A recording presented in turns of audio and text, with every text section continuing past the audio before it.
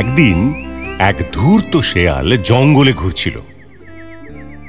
ও অন্যমনস্ক হয়ে হঠাৎ ও একটা কুয়োর মধ্যে পড়ে যায়। ও অনেকক্ষণ ধরে চেষ্টা করে কুয়োর থেকে ওপরে উঠতে,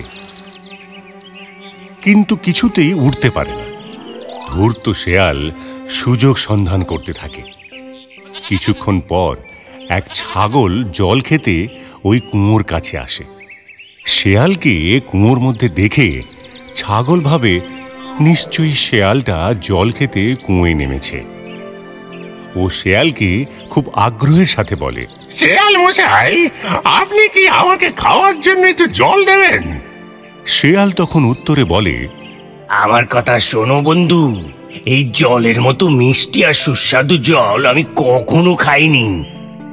তুমি যদি এর আনন্দ নিতে চাও তো নিচে এসে জল খাও। তৃষ্ণার্ত ছাগল তখনই জল খেতে ওই কুয়োয় ঝাঁপ দেয়।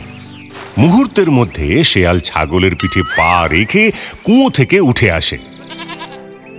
নির্বোধ ছাগল বুঝতে পারে তার বোকামি, কিন্তু ততক্ষণে অনেক দেরি হয়ে গেছে।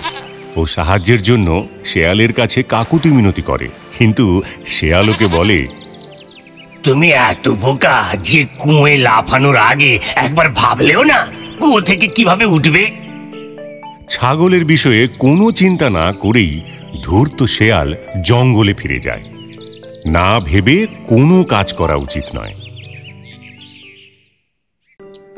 কোনো এক সময়ে একটা শেয়াল থাকতো জঙ্গলে। সে সব সময় অন্য জন্তুদের নিয়ে উপহাস করত। একদিন খুব সুন্দর একটা সারস এলো সেই জঙ্গলে ঘুরতে। অল্প সময়ের মধ্যেই সারসটা জঙ্গলের অন্য জন্তুদের সাথে খুব ভালো বন্ধুত্ব করে ফেলল। যেই একথা শেয়ালটা জানতে পারল, সে সেই সারসকে খুব হিংসা করতে শুরু করল। শেয়ালটা সারসটাকে জব্দ করার একটা ফন্দি আঁটল। পরের দিন যখন সারসটা একা ছিল, শেয়ালটা আস্তে আস্তে তার কাছে গেল আর খুব ভদ্রভাবে বলল, এই যে বন্ধু, আমি তোমার এই জঙ্গলে ঘুরতে আসার খবর পেয়ে এলাম। আমি তোমাকে কাল দুপুরে খাওয়ার জন্য নিমন্ত্রণ করছি। সারস তো খুব খুশি হলো শেয়ালের নিমন্ত্রণ পেয়ে। সে নিমন্ত্রণ গ্রহণও করল। পরের দিন সারস গেল শেয়ালের বাড়ি নিমন্ত্রণ খেতে। যেই সে খেতে বসল, শেয়াল খুব সুস্বাদু খাবার দিল। দেখে তো সারসের মুখে জল এসে গেল, কিন্তু সারসের লম্বা ঠোঁটের জন্য সে একটুও খেতে পারল না, কারণ ধূর্ত শেয়াল তাকে একটা সমান থালায় খেতে দিয়েছিল। শয়তান শেয়াল সারসের অবস্থা দেখে হাসতে লাগলো আর পুরো খাবারটাই নিজে খেয়ে নিল। সারসটা এতে ভীষণ রেগে গেল, আর সে ঠিক করল সে শেয়ালকে উচিত শিক্ষা দেবে। সারসও খুব আন্তরিকভাবে শেয়ালকে নিজের বাড়িতে খাওয়ার জন্য নিমন্ত্রণ করল। পরের দিন শেয়াল যখন খেতে বসল, সারস খাবারটা লম্বা একটা গলা উঁচু পাত্রে পরিবেশন করল। সারস তো মহা খুশিতে খাবারটা খেয়ে নিল। ওদিকে ক্ষুধার্ত শেয়াল শুধু সারসকে দেখতে লাগলো কিভাবে সে খাবারটা উপভোগ করছে। এবার শেয়াল বুঝতে পারল অন্যদের নিয়ে শয়তানি করলে সেটা একসময় নিজের কাছেও ফিরে আসে।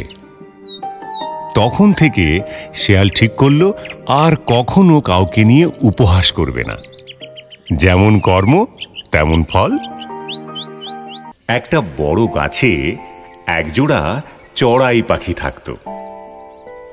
ওরা খুব পরিশ্রমী আর দ্রুত কাজ করত। শীতকাল এলো, চড়াইগুলো আগে থেকেই প্রস্তুত ছিল। ওরা আগে থেকেই একটা ছোট্ট সুন্দর শক্তপোক্ত বাসা বানিয়েছিল,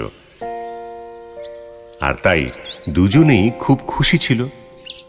এক বৃষ্টির দিনে একটা বাঁদর আশ্রয়ের জন্য ওদের বাসার কাছে এলো। বাঁদরটা পুরো ভিজে গিয়েছিল। চড়াইগুলো চিন্তিত হয়ে বাঁদরকে দেখছিল। কৌতূহলী হয়ে শেষে বাঁদরকে জিজ্ঞেস করলো, ও বাঁদর, তুমি এত বৃষ্টিতে দৌড়াচ্ছ কেন? তুমি বাড়ি ফিরতে পারছো না? বাঁদর বলল, আমার কোনো বিশেষ ঘর নেই, আমি শুধু আলাদা আলাদা গাছের উপরেই থাকি। এটা শুনে চড়াই পাখির বউ বাঁদরের নিন্দে করতে লাগলো। বাঁদরটা অলস, তাই ভবিষ্যতের কথা ভাবছে না। আর বাঁদরটা বিরক্ত হয়ে চড়াই পাখিটাকে বকলো অহেতুক জ্ঞান দেবার জন্য। কিন্তু তবুও চড়াইয়ের বউ থামল না। সে বলল, আমাদের ছোট্ট ঠোঁট, তাও কত ভালোবাসা বানিয়েছি নিজেদের জন্য। আর দেখো, অন্যদিকে তুমি এত শক্তিশালী, তোমার নিজের শক্ত হাত আছে, তবু এত অলস যে নিজের একটা বাড়িও বানাতে পারো না। আমাকে যদি জিজ্ঞেস করো তো বলবো এটা খুবই লজ্জাজনক। এই কথা শুনে বাঁদর ভীষণ রেগে গেল আর বোকা চড়াইয়ের বাসা টুকরো টুকরো করে ভেঙে দিল। চড়াইয়ের বউ বাঁদরের উপর খুব রেগে গেল, কিন্তু সে বাঁদরকে কিছুই করতে পারল না। নিজের কাজের জন্য চড়াই খুব দুঃখিত হল। জ্ঞান তাদেরই দেওয়া উচিত যারা সেটা নিতে চায়। অনেক অনেক দিন আগের কথা, যখন একটি রাজহাঁস মনের আনন্দে এক দিঘির পাড়ে থাকত। একদিন এক পেঁচা সেখানে এলো, আর ওই জায়গাটা এত ভালো লেগে গেল যে সে ঠিক করলো ও এবার এখানেই থাকবে। ওকে রাজহাঁস সতর্ক করলো, এই দিঘি গরমে শুকিয়ে যায়, খুব ভালো হয় যদি তুমি অন্য কোনো জায়গা খুঁজে নাও।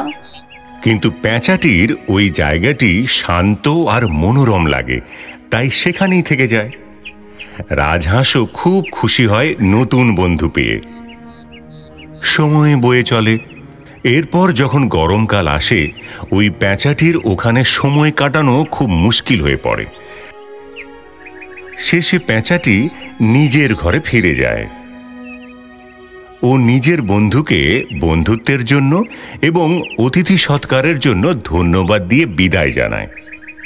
ও রাজহাঁসকে তার বাড়িতে আসার নিমন্ত্রণও জানিয়ে যায়। সময় কেটে যায়। রাজহাঁস একলা মনমরা হয়ে পড়ে। ও নিজের বন্ধু পেঁচার সাথে দেখা করার কথা ভাবে। পেঁচা তো রাজহাঁসকে দেখে মহা খুশি। আনন্দিত মনে তাকে স্বাগত জানায়।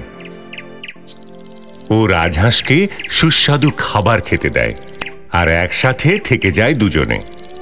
এক রাতে ওখানে কয়েকজন পথিক আসে আর ওই গাছের নিচে বসে যেখানে দুই বন্ধু থাকত। পেঁচা জোরে চেঁচিয়ে ওঠে। পথিকদের মধ্যে একজন এটাকে অশুভ বলে মনে করত। সে হঠাৎ পেঁচার দিকে তীর ছোঁড়ে।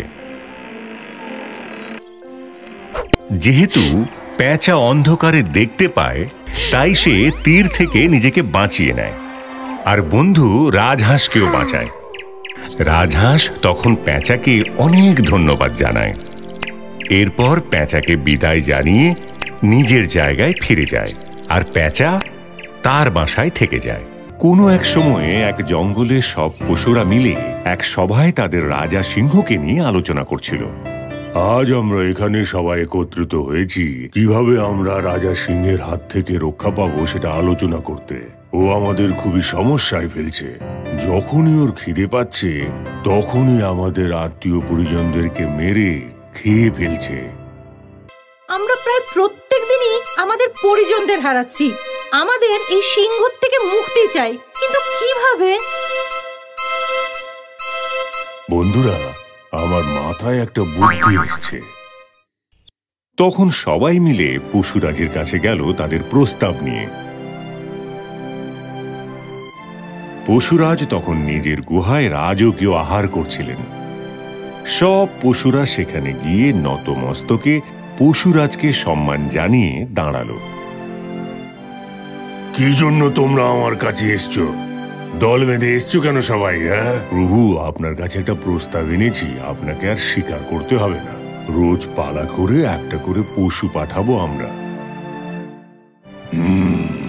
বাহ, এই তো দারুণ প্রস্তাব। হ্যাঁ, পশুরাজ খুশি হয়ে এই প্রস্তাবে সম্মতি দিতেই সমস্ত পশুরা আনন্দে জঙ্গলে ফিরে গেল।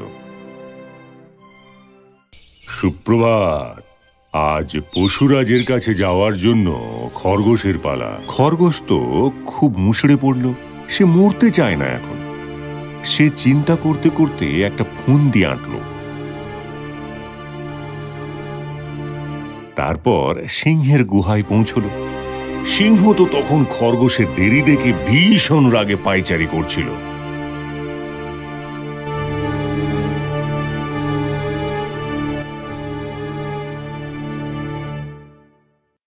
তুই দেরি করলি কেন আজ? হ্যাঁ, তোর দল কই? তুই একা কেন?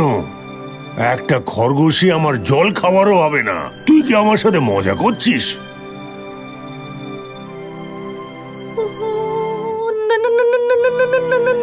না প্রভু, আমি আসলে আমার 10 জন পরিজন নিয়েই আসছিলাম, কিন্তু তারপর কি? যা বলার তাড়াতাড়ি বল। আসার সময় পথে আরেক সিংহ আমার 9 জন পরিজনকে খেয়ে নিল। আমি কোনো মতে পালিয়ে এসেছি আপনার কাছে, আপনাকে সেই ভয়ঙ্কর সিংহের ব্যাপার থেকে সাবধান করতে। কি? আরেকটা সিংহ আমার থেকে ভয়ঙ্কর? এটা কি করে হয়? আমি এই জঙ্গলের রাজা। তাড়াতাড়ি বল কোথায় সে, আমি ওকে মেরে ফেলবো। আমি এক্ষুনি আপনাকে সেখানে নিয়ে যাচ্ছি। খরগোশ খুব ধীরে ধীরে চুপি চুপি একটা কুয়োর কাছে নিয়ে গেল। কুয়োর ভেতরে সিংহকে তাকাতে ইশারা করল। সিংহ কুয়োর জলে নিজের প্রতিবিম্ব দেখতে পেল এবং সে ভাবল যে এটা সেই অন্য সিংহটা। সিংহ খুব রেগে গিয়ে গর্জন করতে লাগলো এবং কুয়োয় ঝাঁপ দিল। খরগোশ তখন আনন্দে লাফিয়ে উঠল। সে ভাবতেই পারছিল না যে তার ফন্দিটা কাজে এসেছে এবং সিংহ মারা গেছে।